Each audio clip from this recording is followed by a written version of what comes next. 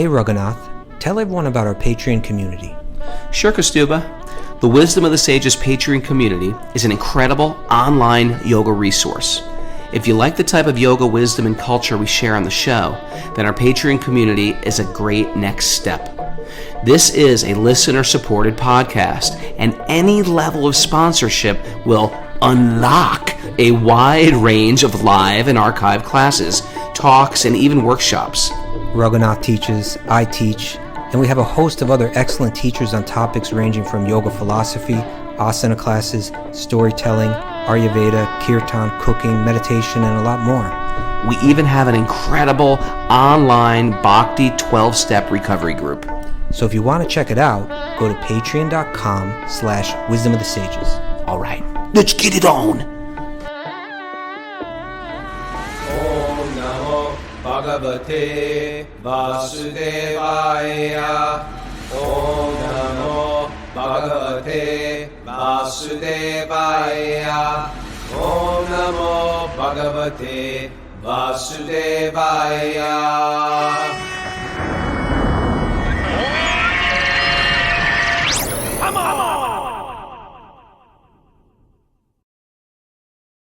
Live from the Govardhan Eco Village in Maharashtra, India. This is Wisdom of the Sages, a daily yoga podcast with your host, Mr. Raghunath, and co-host and senior educator at the Bhakti Center in New York, Kaustubha Das. Welcome to the show, everybody. Welcome to lovely India, mystical, exotic India.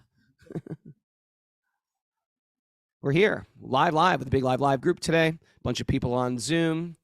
And we are winding up our final week. We're having a big Maha Kirtan tonight with about 5 different groups that are here from the West. And drama. And there's a drama going on between me and Kaustubha. Oh, you mean that they're doing a drama tonight? Yes, okay. We have drama, but that's not what he's talking about. There will be some type of drama going on tonight. One of those Vaishnava dramas that we love. Yeah, we were talking about the other day. Yeah, you can really the sentiment of the devotees, of who they're acting out. You have to meditate on Radharani. You have to meditate on what Krishna's feeling. You have to meditate on how the devotees are offering their prayers. What's this drama about? Do you know? Yeah, it's the Dan Keli Leela. Dan Keli. So Dan is where we get this English word. May I wordsmith you and word nerd you? Donation. Yeah, you learned that from me. It's come from donation. Did I? It's a little. Yes. It's where you get the word donation. And Kaylee means like loving love times, where he very, in a flirty sort of way, poke at the goat and make them, come on, you want to go through here? Yeah, you can come through. You got to give me some taxes. You got to give me some yogurt from your pot. You got to give me some butter from your pots. And they argue with him. All takes place at Govardhan Hill. I'm excited. I'm excited too. This is our version of Netflix here. We've been isolated pretty much from the world. We barely see a car. A bunch of electric scooters go by, but for the most part, bicycles, walking. Me and Mara walked 17,000 steps yesterday. That's my newest obsession. The Step app, the health app on the iPhone, 17,000 yesterday. Let's reel this in, Raghunath.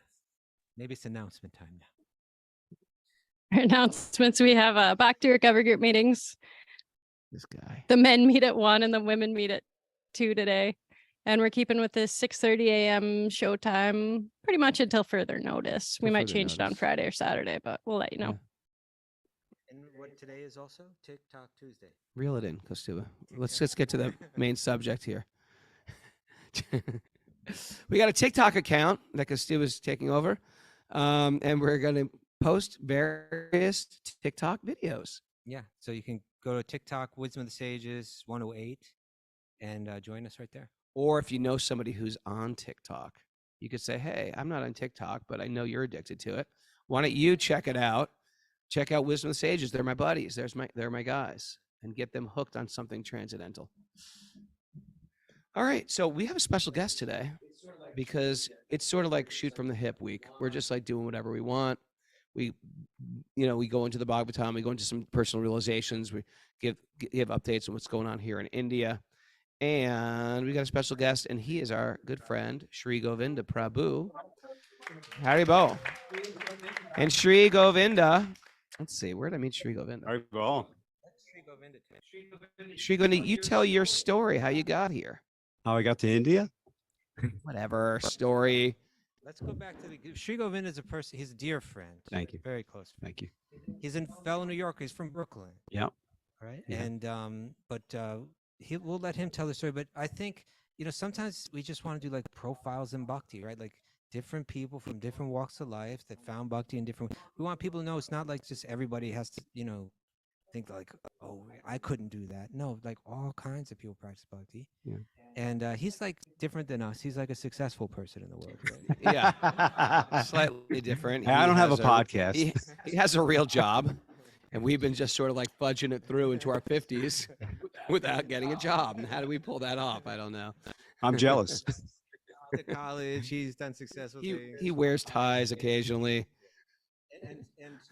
But we know him from New York. Yeah. But we also I suppose we own a little bit of the credit for putting you together with the lovely Sham Sundari, our other friend from Colombia. Absolutely. Yeah, I'd say I own about 90% of that, and you owe about 10. Well, I don't even percentage is. Well, she came through the Bhakti Center. Maybe Sri Govinda came through you, but I own 50% of it. I own 100% of the meeting of those two. All right, why don't you tell the story, and then we'll argue over percentage deals. All right. Well, I don't know. I mean, I don't know where to start, but I'm just a regular kid that grew up in Brooklyn, and I grew up in a Jewish household. I went to yeshiva growing up, actually, and what neighborhood in Brooklyn? I grew up in Midwood. Yeah. I pass You're through it all kidding. the time.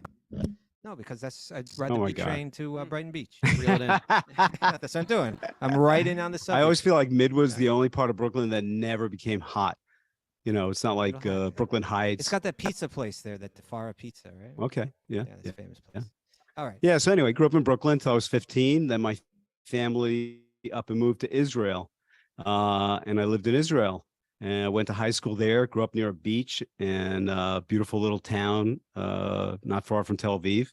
And then when I was 18, my father decided that I should be a dentist. And he shipped me off to Bucharest, Romania. That's a famous dentistry capital, isn't it? One of the top dentistry capitals in the world. It was also a place where my father knew for sure that I would never stay and I would come back from. He was kind of worried when we were living in Israel that I'd stay if I went to the States and the US and I'd never come back to live in Israel. So he figured, let me ship him off to a place that he's never staying. And, this was 1984. So it was the Iron Curtain and that was communist Hungary. Yeah, well, it was communist Romania. And communist Romania. Romania. Yeah, under Nicolae Ceausescu. So it's in the lines for sugar and oil and, bribing people and custom guards to get in and out of the country. It was pretty crazy. It was probably a cutting edge dentistry there. Yeah. I mean, we were just a step above the foot pedal drill. So it was that cutting edge. Foot pedal drill. No one picked up on that joke. You got to be our age to get that. They don't. Got it. No. Yeah. Okay. So anyway, continue on. Yeah, and then despite my father's will, I ended up not coming back to Israel. And in 1990, I moved to the U.S. Went to dental school again at NYU to get my U.S. degree. Had to do it again, so I got 2 dental degrees. And then after 9 years of dentistry, I just figured, hey, I don't really like dentistry. So see, that's why we didn't go. I'm out of here. Yeah. I wanted to be an actor. My father said, if you want to be an actor, most actors are waiters. So why don't you become a dentist and then you could be a dentist actor while you're working. So good point. Right. Well, I never became either. Right. And then student loans kicked in. Join our musical drama, singing and dancing. True. All right. Really All right. I'm live in. your fantasy. I'm in. Street theater. Yeah. So and then I don't know. I ended up coming back to the States, much to my dad's chagrin. And so I did this program at NYU, and then I got out of NYU, and student loans kicked in. I don't know if anybody knows about student loans, but I had about $75,000 worth in 1990, which was, almost a house, and I had to work. So a buddy of mine said, you got the gift of gab, come work with us in the Diamond District. And I ended up going to 47th Street and becoming a diamond broker. I didn't know any Yeah. of this stuff. Okay. I spent like 3 years on 47th Street hawking diamonds and gold. And What it a was pretty scene over crazy. there. Yeah. Yeah. And I kind of honed some sales skills. I've heard that 75% of the It's like diamonds in the 90 world are some from odd Paso del percent. Bar. Yeah. Yeah. 90%. And I was there during crazy times. You know, there was, What's that business like? What's that business? you know, it's pretty dirty. There's a lot. Why is Well, it dirty? Isn't it just selling diamonds? Isn't it straight? no, you know, No? Even gold. Gold is gold. It's like gold is gold. Gold you can weigh, gold you can measure very well, but diamonds are kind of arbitrary. You know, right, the it's got color of a crack in it, diamond. right? It's got a crack if it's not cut. That's right. That's right. Mm. Right. Is So, it a cubic zirconia? Right. well, that could be too, right? I knew guys that were selling those. So that happens.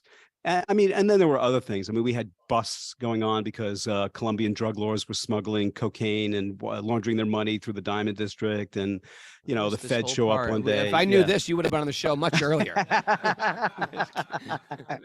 Good stuff. Yeah, no, it was crazy, but it was a crazy Continue on. time. You know, I just, I made all my money in cash and we just, you know, we wasted it. You know, I spent my days going out drinking and doing other foolish things and buying swag off the streets and, you know, not saving a penny. And 3 years later, exhausted from it all, my brother and my cousin call me up and they're like, they sit me down and they go, you know, are you not going back to dental school for sure? And I was like, I'm not going back to I'm not going back to dentistry rather. You know, Sri Govinda is a punk in his own right, isn't he? If he would have ended up downtown, he would have been in real trouble. Yeah. Oh yeah, I would have been in trouble. Yeah. You were that. You were sort of like, no, I'm doing it my I mean, I got way. crazy stories from Romania, but that's another time where I was like smuggling a car across borders and throwing license plates over bridges between Slavia and Romania. Who are you? You know, trying to get my car into the country and all.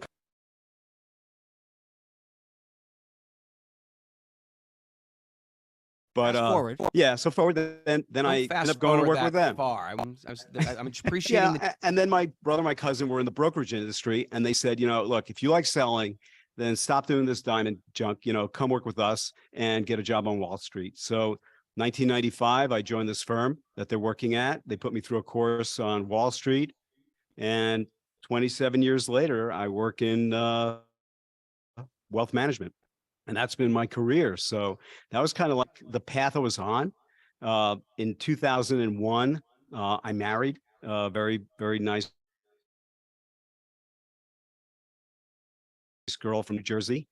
And I was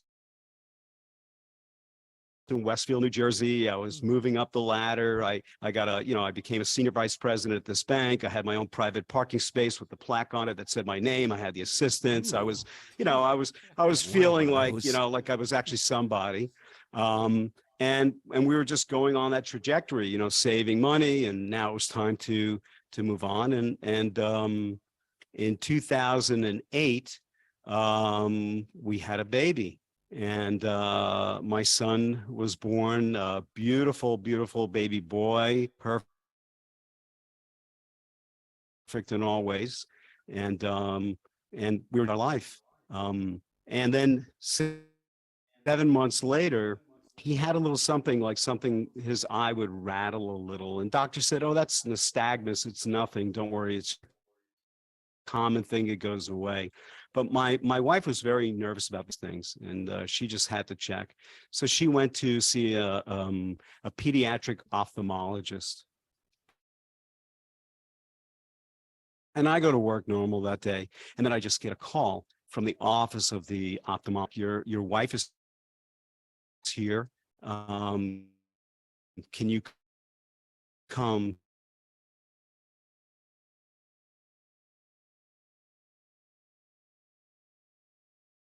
to our office? And they called us. They said something. They said it's a lysosomal disorder, and I didn't know what that meant. So I dropped the phone and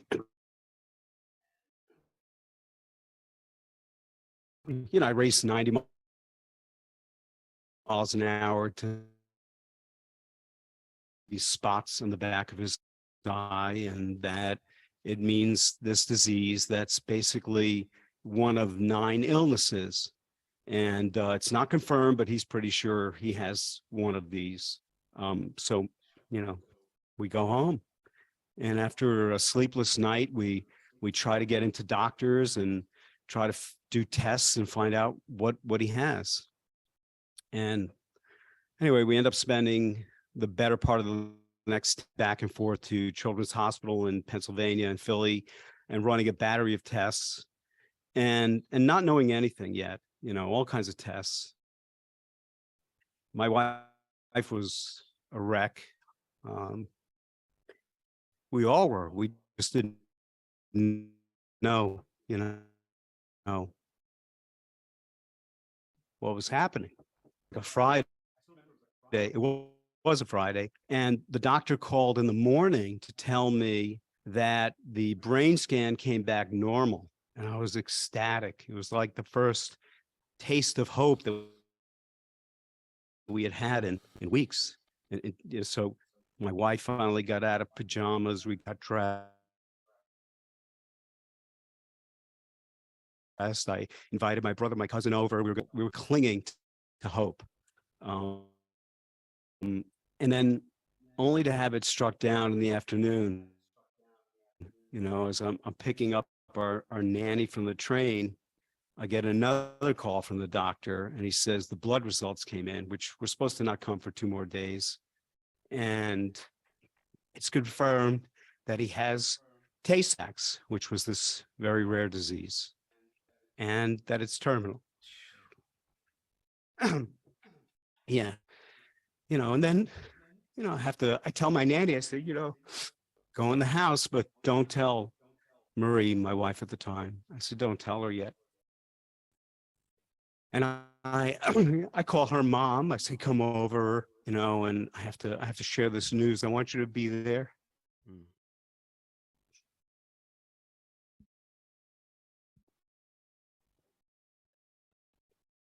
And I tell her, and we both break down.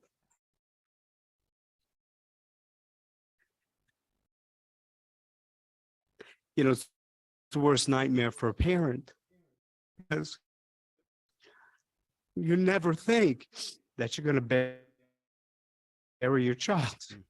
We talk all the time about life being, all of a sudden somebody put a clock in front of me and said, you got 3 years, maybe 3.5. And it was ticking. And that's a wake-up call.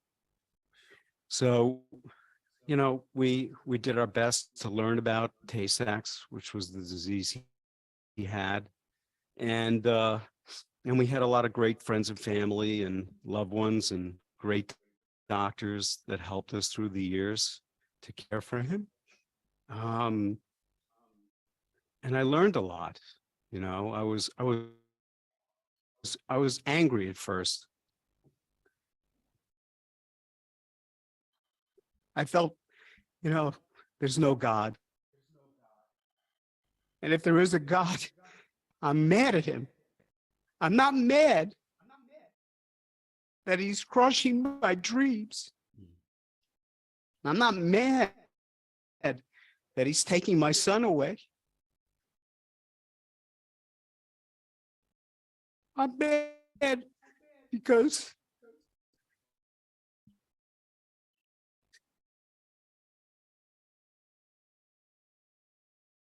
how are you going to let this perfect baby who's totally normal just come and wither away and get sick and deteriorate?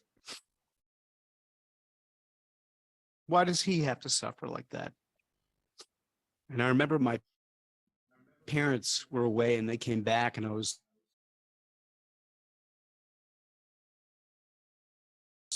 really hoping they'd come back home. They were children when I was before my birth, one after my brother's. And I thought, surely they're gonna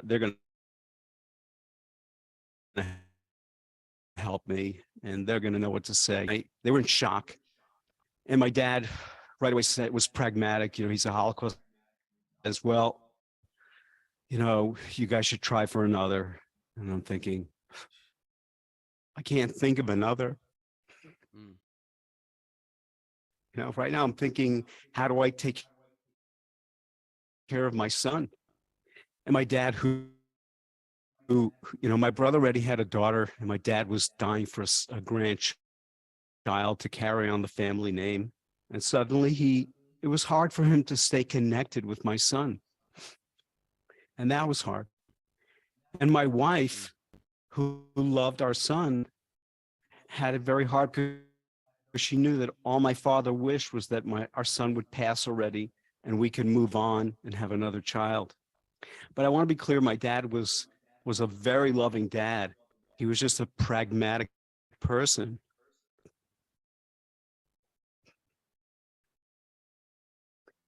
So we had to learn a lot of things. His disease evolved and his body slowly broke down. So I had to learn to care for him. I had to learn to care for our relationship.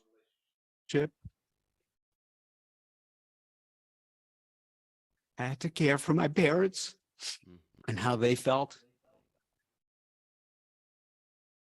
And then it was just the regular life dynamics. My brother had just had a baby 6 months prior. And shortly after Ben was, I guess, about a year old, he had another baby.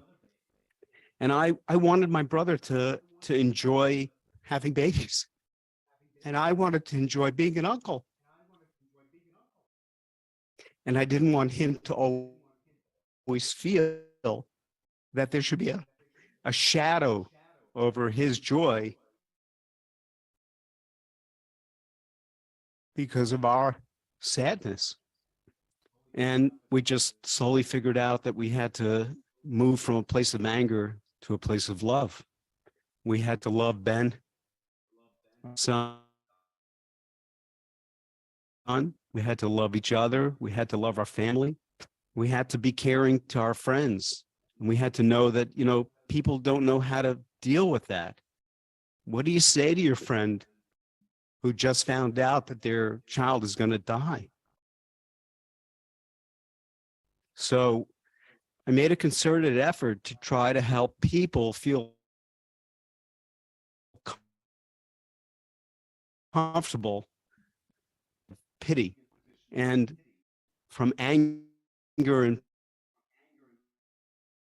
pity, you can find love and compassion. And those are far stronger traits, far stronger emotions that can serve you and others. And that's how we cared for him those years, and we cared for each other. And when he was 3.5,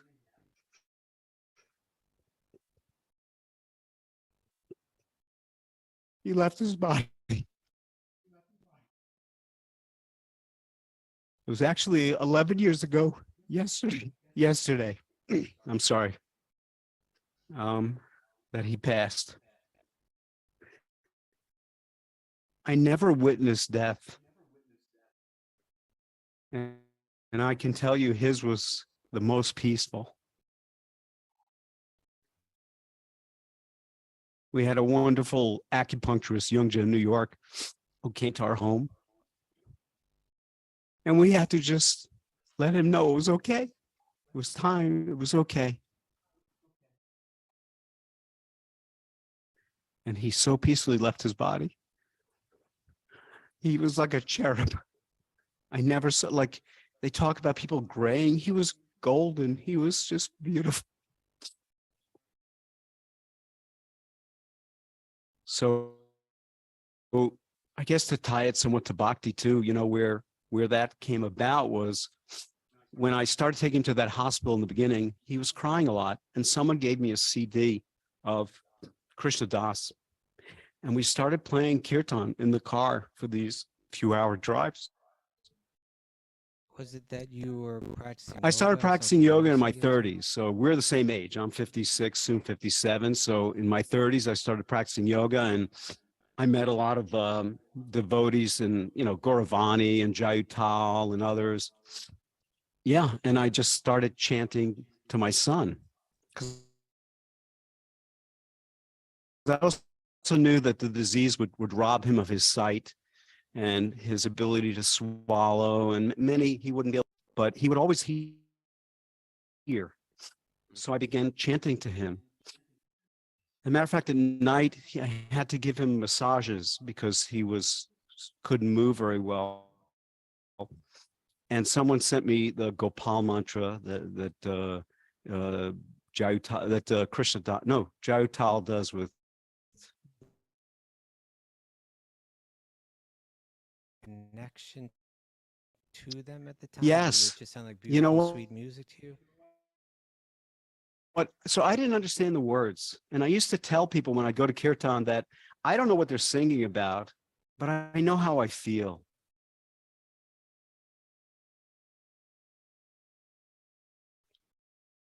And he said, I can't. And I said, Dad, get out of your head.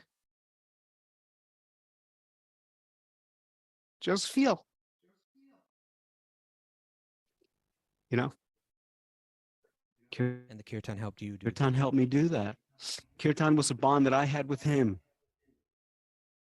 I couldn't play with my son. He couldn't play games anymore at some point. They weren't, he couldn't move well. If I didn't hold him, he would just lay there. So I held him and I played kirtan and played music and sang and felt that would be something that would always be our connection. And it always is and will be. Yeah. And then, so Benny passed away in January of 2012. And, my wife and I had a hard time. We were in therapy for years. And she is a wonderful person. We drifted. We were great as parents and caring for him, but it was very hard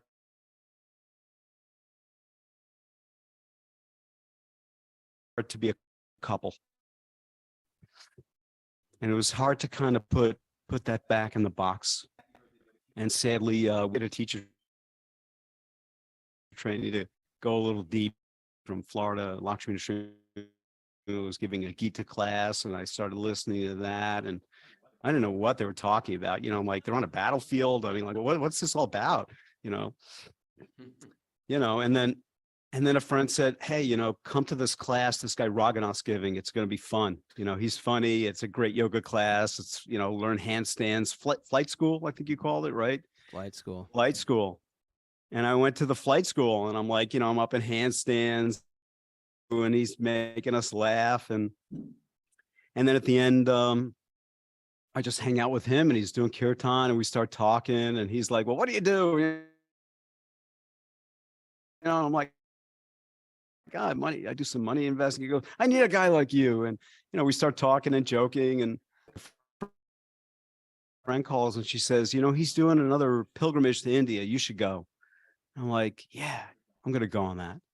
And then that following September, 2014, we went off to India.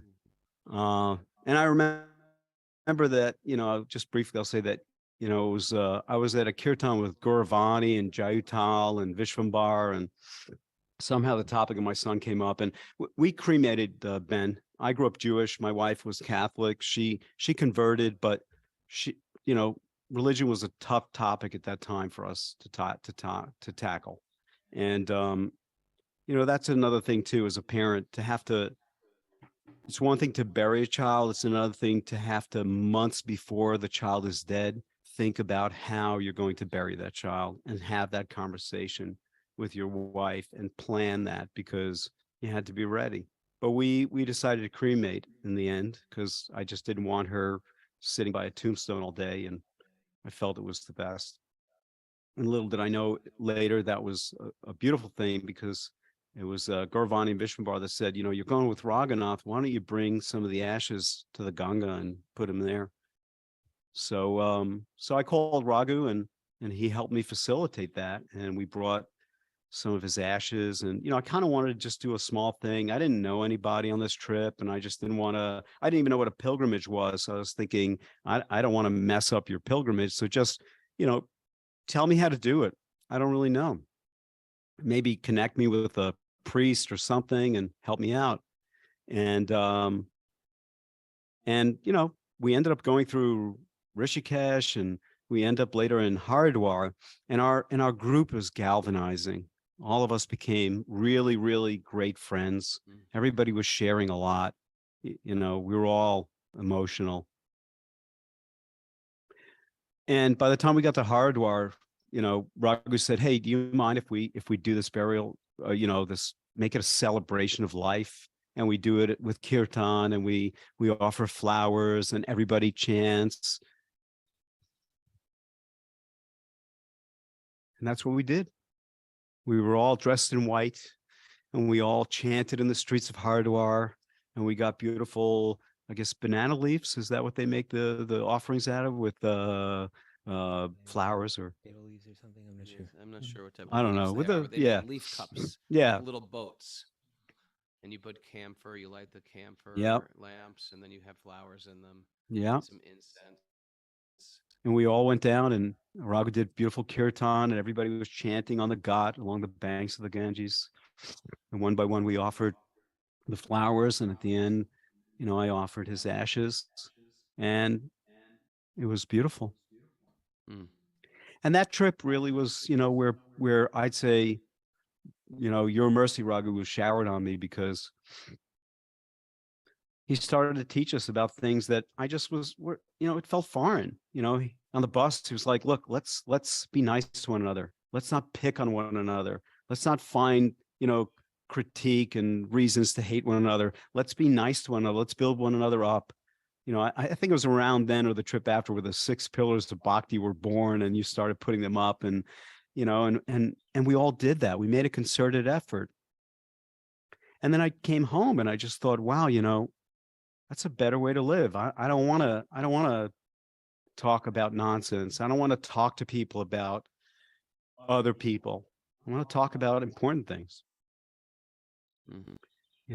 And then in Rishikesh, Raghu and we went to that waterfall. It was a lot of fun. And Yeah. and Raghu and I were sharing a ton of stuff, and we're the same age, so he just told me a bunch of his life growing up, and I didn't even know he was into music. My roommate was into the music, and I was like, he's a punk rock singer? Like, what is, you're kidding me. I didn't know any of that. I was like, I only knew about his yoga and bhakti, and all of a sudden I'm hearing all this. And then he tells me about his idea of super soul, and I was like, well, I'm going through a harsh divorce, but I love the project. I'd like to help you out. And then I come back to the States, and I don't know, like months later, you call me up and say, "Hey, you want to come up and see the place?" And I come up, you guys put me up at the little Maple Inn up That's around down the right. block, and it was Bridget and Moga and you, and we just did a whole walk of the property, and you started telling me your idea. And I thought, you know what? Not everybody can afford to go on a pilgrimage, but people can go to upstate New York. So why not create a space where people can go and get what Raghu has to give all the time, and get recharged. And then we started working on a project. Mm. Months later, we're building a yoga studio, and Yeah. tearing down walls, and making bathrooms, and I don't know, building a farm, and painting. And yeah. I have a question. Yeah. So while you're going through this really hard, the grief that you're going through, and your faith you mentioned was kind of like, if there is a God, I'm not interested. I Yeah. don't think. And then this kirtan entered your life in some way, and you didn't really understand what it was, but it felt very good. Mm. And then you went on this pilgrimage, and the mood there, somehow it seems like, from what you're saying, just the attitude, that it seemed like a group of people coming together with good values that were appealing and also felt good. Theologically, like, was your faith developing at this point? Had it already, or like faith in Krishna, faith, was where? Yeah. I'm wondering what that grew out of. Well, I think I wouldn't then call it faith in Krishna per se, because a lot of it seemed odd to me. Raghu would tell beautiful Krishna katha, and I once remember asking him and saying to me, like, some of it just seems phantasmagorical to me, mythological. I'm like, and then he pointed out to me, he said to me, it's a lot, it's rather hubris of us to assume that that Hanuman didn't exist, that these things didn't happen. Just because we didn't see something doesn't mean it wasn't there. How many things are being discovered all the time that existed forever and we never knew of them? Does that mean they did not exist? So why can't there be life on other planets? Why could there not have been a Krishna on this earth, a Chaitanya Mahaprabhu? Why couldn't all of that happen? I started to think, yeah, why not? And I think it was more also just starting to listen to lectures, coming to, actually because of Raghu, I started going to Bhakti Center. I met him at the Bhakti Center one of the first times you were there with Rooney and the kids, and we went for kirtan, and I just started coming back and listening to your classes, Kaustubha, and listening to other lectures. And, your heart softens and you start to realize that there's something bigger, something greater. And it's a much sweeter option than just assuming that life ends and you're in a box and that there's nothingness and that we're from nothing and we go to nothing. No, we're spirits. And if we can learn that, and by the way, as a father who lost his son, it's a very comforting thought. My cousin's wife actually sent me a message this morning, and inadvertently she wrote to me, "Happy birthday. Benton is always in our hearts. His day is never forgotten." And I said, "Helen, I think you meant it was, his passing." I said, and she said, "Of course, I knew it was his birthday." And I said, "No worries." I said, "Because actually, I believe in reincarnation. So quite frankly, Birthday it as may well. have as well been his birthday, not just his passing." Yeah. So it's a nicer way to go through life. Hmm. So, and then I'd say Bhakti really took off when I met Shama Sundari. Okay. This gets more exciting now. It's more exciting. We had a Bhakti immersion planned in upstate New York. And I said, "Sri Govinda, are you coming?" He's like, "I'd like to come, but I signed up for a weekend at Kripalu because I'm doing a yin restorative. I can't remember what you were doing. It was the partner great work of your life. yoga something or other. It was the great work of your life. Oh, the it was great a work book of by your life. Stephen Cope. Right, who it was worked a at good book. Kripalu. Right. It was a good book, but he stopped Yeah. off and said hello because it's on the way to Kripalu. Right. And he was just saying hi because he had some friends there, me and Abhi and yourself. Then all of a sudden, I see him on a hammock with Shama Sundari. And I was like, okay, something's up here. Yeah. And that hammock ride lasted for about 10 years now.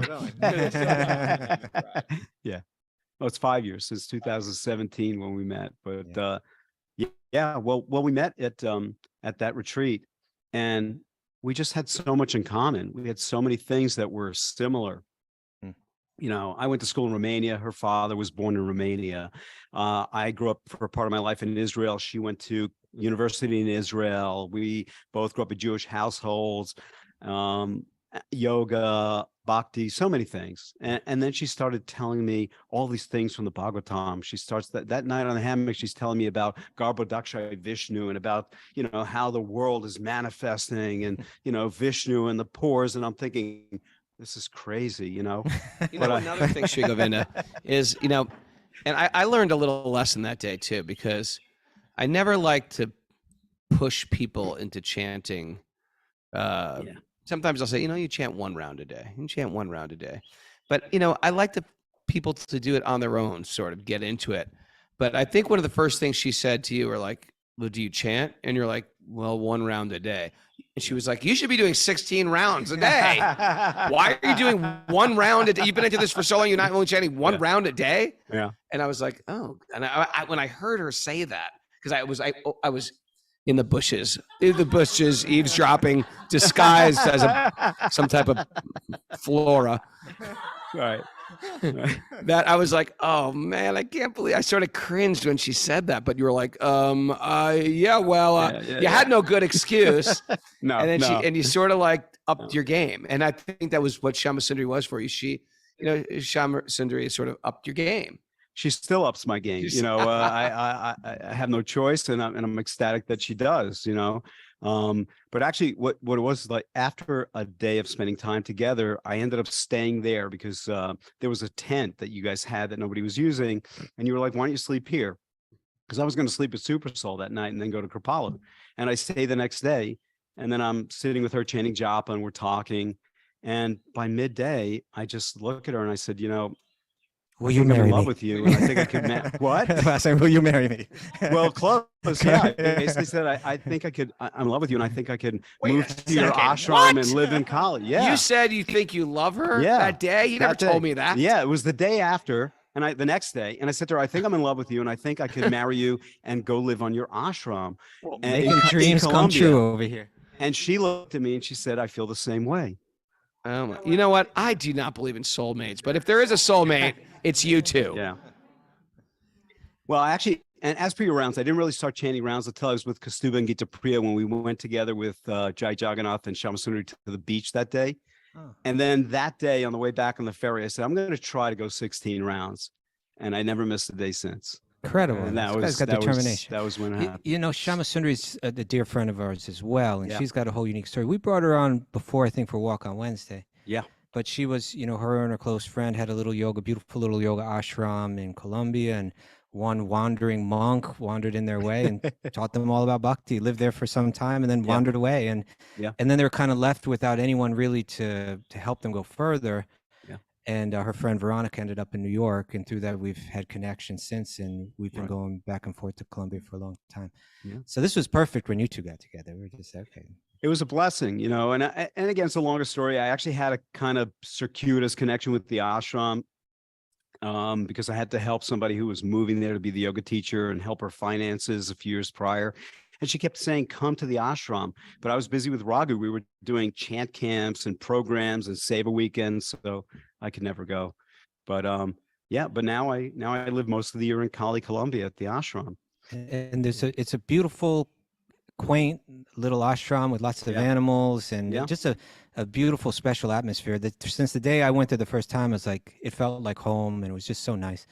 And now, you know, we should say that, you know, like we were mentioning earlier, like in one sense we weren't joking. We say, you know, you're successful. You're like together. You know what you're doing. You know how to, you know about finances. You know about making deals. You know about, you know, and well, yeah, making deals because like, you know, like real estate deals and things like that. You know, and so now you're kind of like expanding that ashram into it's some incredibly beautiful project. Which when it's done, this place is going to be one of the most beautiful ashrams in the world. Could you tell us a little bit about that and the architect and what's happening there? So we bought some land in Colombia. We live in a beautiful spot, as Kaustubha said, in Cali, Colombia, which is wedged between two ranges of the Andes, and the weather is, you know, 68 to 88 every day all year. And we bought a beautiful property, a few acres right near the mountains, near the river. And we got this incredible architect. HBO actually did a special on him. His name is Simon Belez, but it's spelled with a V. If you look him up, he's done projects all over the world, in China and Qatar, and he hasn't done a project like this. So we kind of teased him during COVID, and he was excited to do it. So with him, we've been designing. First of all, it's the most beautiful plot of land. I mean, it's actually gorgeous.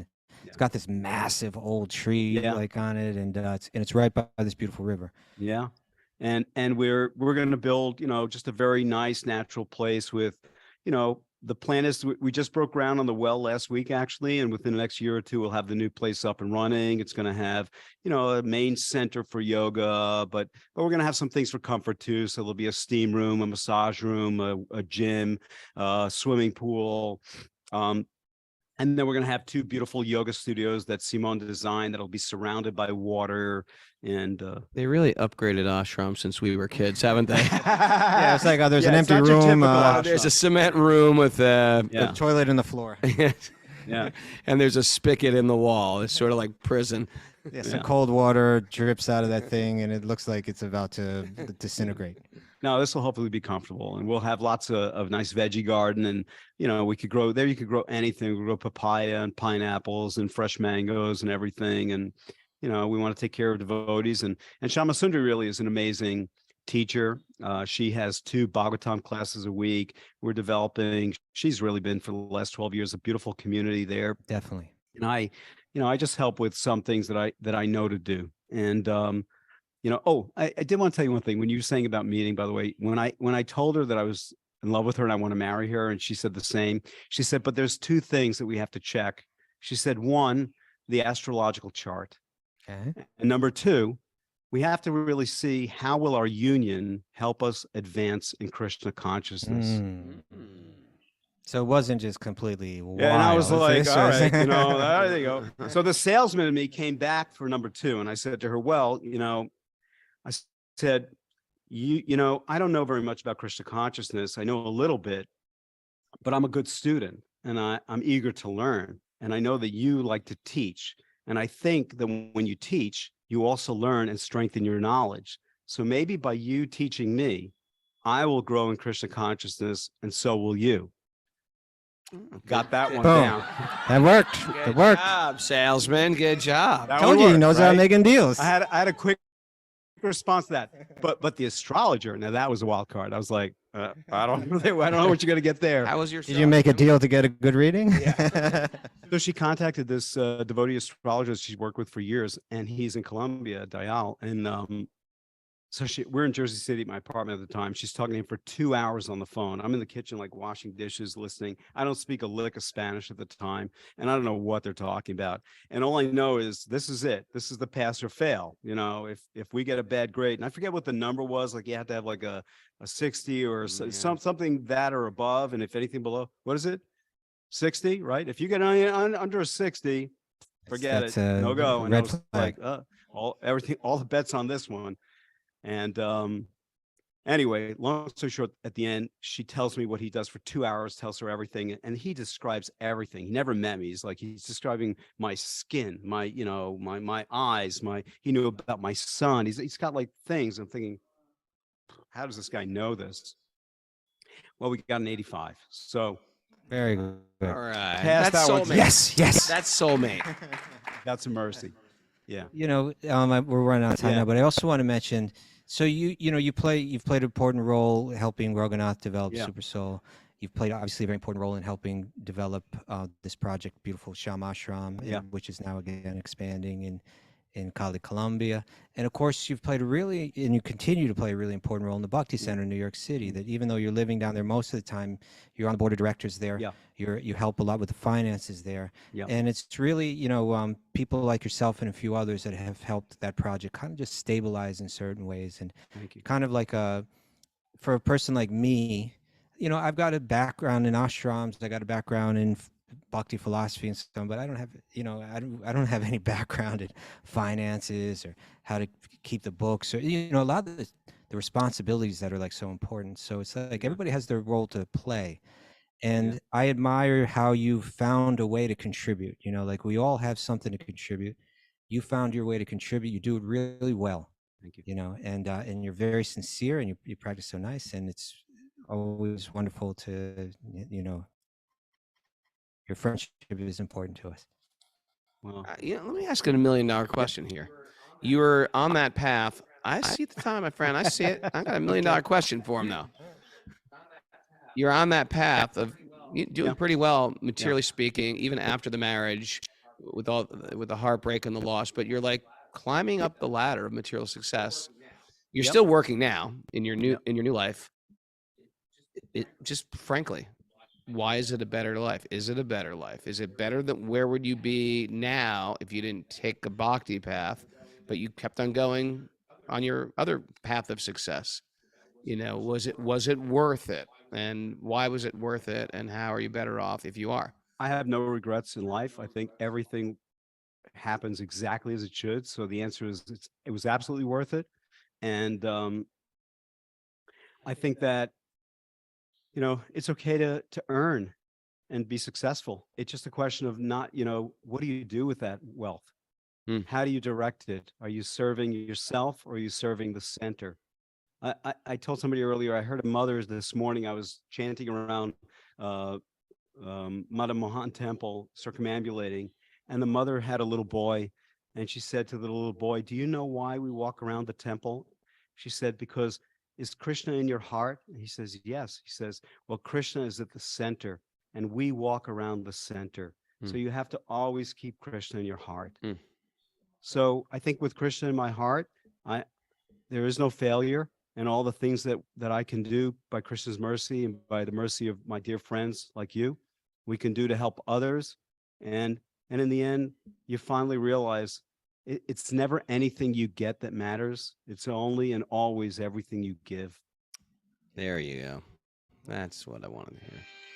Thank you, my friend Sri Govinda. What a story.